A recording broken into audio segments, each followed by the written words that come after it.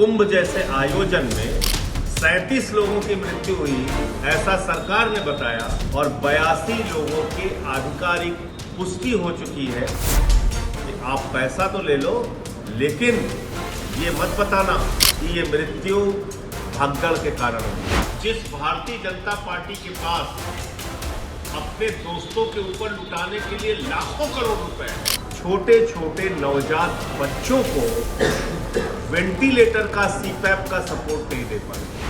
25 से 30 बच्चों की मौत वेंटिलेटर का सपोर्ट ना मिलने के कारण हर महीने हो रही है। आयुष्मान भारत, इसमें 10 करोड़ रुपए डकार लिया गया। 6,239 मरीजों के नाम से। दो और महत्वपूर्ण विषय है जिसको आप सुनेंगे तो आपका दिल दहल जाएगा, और ये मामला है बदायूं का। बदायूं के महिला अस्पताल में छोटे छोटे बच्चों के लिए जो गंभीर अवस्था में भर्ती होते हैं, नवजात शिशु पैदा होने के बाद किसी का वजन कम है, किसी का फेफड़ा कमजोर है, तो उनको सीपैप के सपोर्ट से, वेंटिलेटर के सपोर्ट से जिंदा रखा जाता है, उनकी जान बचाई जाती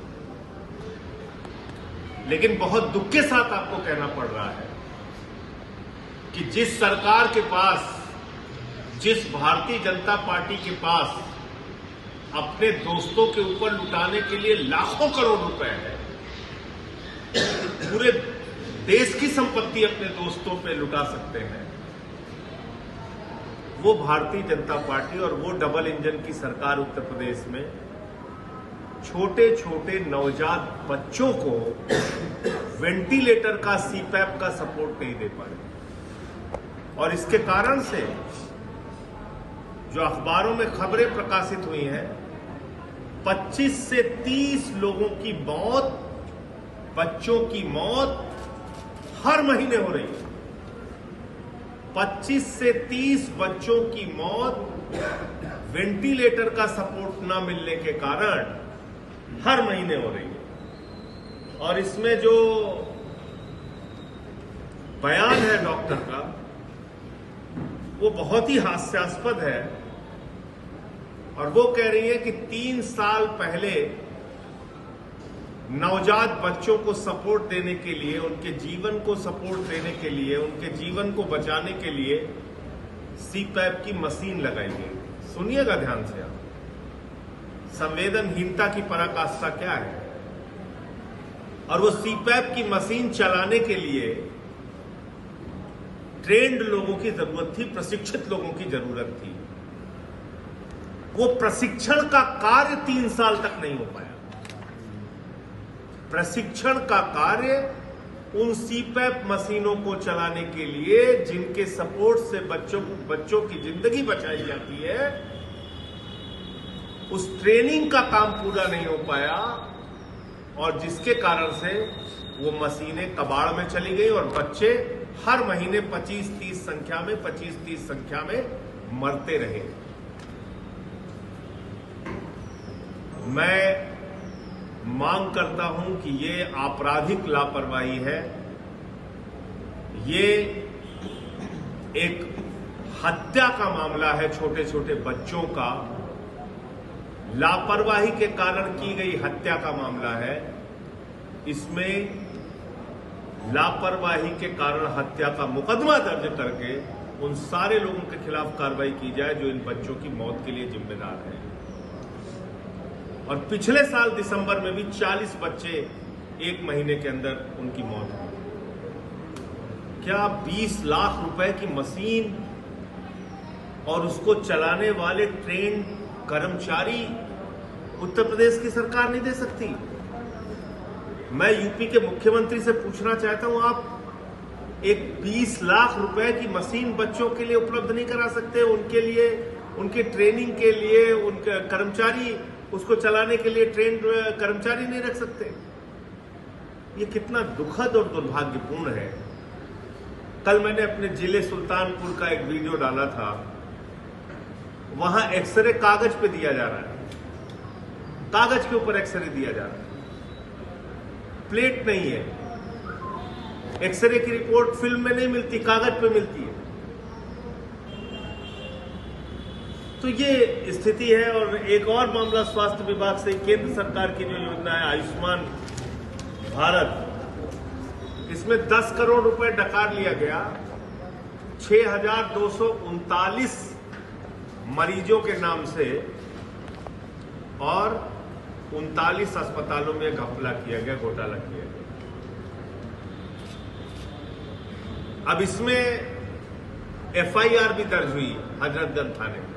क्या है ये पूरा मामला? 6,239 लोगों के नाम, उनके कार्ड, उनकी बीमारी का जिक्र करके 39 अस्पतालों में पैसा ट्रांसफर करके 10 करोड़ का घोटाला कर दिया। यानी मरीज है नहीं, मरीज का इलाज भी नहीं हुआ। देखिए कितना गजब का घोटाला है। मरीज नहीं है, मरीज का इलाज नहीं हुआ, और आयुष्मान भारत योजना के तहत 6,239 काल्पनिक मरीजों के नाम पे, घोस्ट मरीजों के नाम पे, भूत मरीजों के नाम पे पैसा निकाल लिया गया। कोई छोटी मोटी धनराशि नहीं, 10 करोड़ रुपए। सिर्फ 22 दिन का आंकड़ा है ये। 22 दिन में 10 करोड़ रुपए निकाल लिया गया। और ये पूरे उत्तर प्रदेश में कितने बड़े पैमाने पे हुआ होगा, आप इसका अंदाजा लगा सकते हैं। और तीसरा और सबसे गंभीर विषय जो सामने आया है, वो उत्तर प्रदेश की सरकार के ऊपर बहुत बड़ा सवाल उठाता है कि कुंभ जैसे आयोजन में 37 लोगों की मृत्यु हुई, ऐसा सरकार ने बताया। पूरी तो हो जाने दी।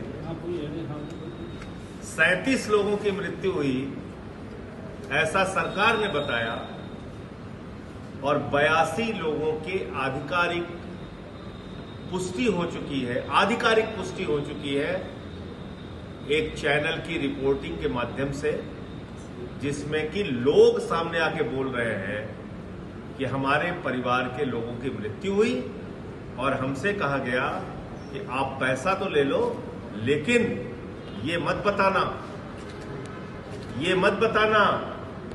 कि ये मृत्यु भगदड़ के कारण हुई है। हादसे होते हैं, घटनाएं होती हैं, उसकी जिम्मेदारी लेनी चाहिए। जो लोग जिम्मेदार थे उन पे कार्रवाई करनी चाहिए। जिन लोगों की जान गई उनके घाव पे मरहम रखना चाहिए, उनके परिवार को मुआवजा देना चाहिए। लेकिन बजाय इसके मौत के आंकड़े छिपाए जा रहे हैं। और इसमें एक नाम ऐसा है जो सुन के आप लोग चौंक जाएंगे।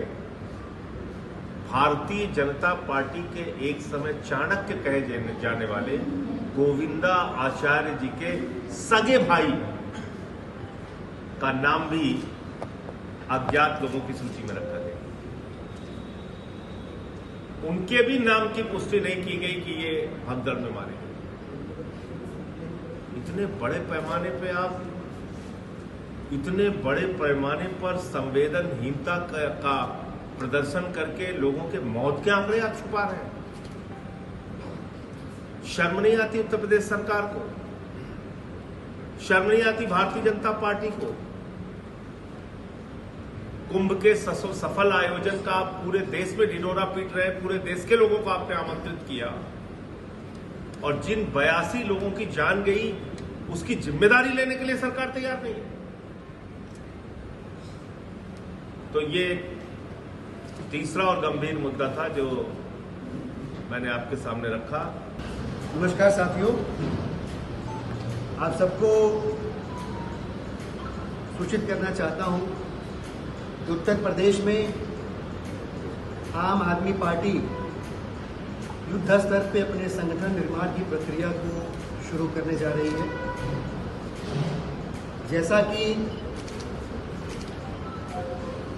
आम आदमी पार्टी के उत्तर प्रदेश के प्रभारी और हमारे बड़े भाई राज्यसभा सांसद संजय सिंह ने बताया, उत्तर प्रदेश के संगठन से, पूरे प्रदेश से आम आदमी पार्टी ने 100 वरिष्ठ और जिम्मेदार संगठन के साथियों का चुनाव किया है, जो संगठन निर्माण और विस्तार की इस प्रक्रिया को विधानसभा, ब्लॉक और ग्राम पंचायत तक लेकर जाएंगे। इसमें से हर एक साथी को संगठन प्रभारी कहा जाएगा और हर एक प्रभारी के पास 4 विधानसभाओं का दायित्व होगा। उन 4 विधानसभाओं और उसके नीचे संगठन बनाने की जिम्मेदारी इन साथियों की होगी। या पहले जिले में जाएंगे, इसके बाद विधानसभा में जाएंगे, ब्लॉक स्तर पे जाएंगे और ग्राम पंचायत स्तर पर जाएंगे। सफलतापूर्वक ब्लॉक स्तर तक साथियों के पहुंचने के बाद, संगठन बनने के बाद 403 विधानसभाओं में विधानसभा स्तरीय कार्यकर्ता सम्मेलन का आयोजन किया जाएगा, विशाल सम्मेलन का आयोजन किया जाएगा और हर घर संपर्क अभियान, जो पार्टी का मिशन मोड है संगठन निर्माण का, इसमें संगठन का निर्माण कैसे करना है, इसको लेकर जून महीने के आखिरी हफ्ते में एक दिन भर की प्रशिक्षण कार्यशाला का आयोजन होगा, जिनमें इन 100 साथियों के साथ जुलाई के पहले हफ्ते से शुरू होने वाली संगठन निर्माण की प्रक्रिया पर संवाद किया जाएगा। इन्हें बतलाया जाएगा कि संगठन कैसे बनेगा, जिले में कैसे जाएंगे, विधानसभा में कैसे जाएंगे, ब्लॉक स्तर पर जाकर क्या करेंगे, और इस प्रक्रिया को अक्टूबर के पहले सप्ताह तक पूरा कर लिया जाएगा। तो ये लगभग 3-3.25 महीने का कार्यक्रम है, जिसमें आम आदमी पार्टी जहां संगठन है उसे और मजबूत करेगी और जहां नहीं है वहां तक संगठन निर्माण की प्रक्रिया को लेकर जाएगी, ताकि आने वाले पंचायत चुनाव में जो 3051 पंचायत की सीटें हैं, इन सीटों पर मजबूती के साथ, संगठन की ताकत के साथ सभी सीटों पर आम आदमी पार्टी चुनाव लड़ सके। ये जरूरी है यहाँ पे इंगित करना कि इन सभी सीटों पर आम आदमी पार्टी अच्छी छवि वाले मजबूत लोगों के साथ चुनाव लड़ेगी। पिछड़ों के लिए, दलितों के लिए, अल्पसंख्यकों के लिए, उनके हक की आवाज बनने वाले लोग, उनके हित के लिए संघर्ष करने वाले लोग, उनकी न्याय और समानता के हक के लिए संघर्ष करने वाले लोग चिन्हित किए जाएंगे और ऐसे लोगों के साथ आगामी पंचायत चुनाव में आम आदमी पार्टी चुनाव लड़ेगी और सुनिश्चित करेगी कि जिस बदलाव की आवश्यकता उत्तर प्रदेश को है वो बदलाव आए। मैं आग्रह करूंगा, हमारे साथ समाजीत जी हैं, संगठन निर्माण की इस प्रक्रिया पे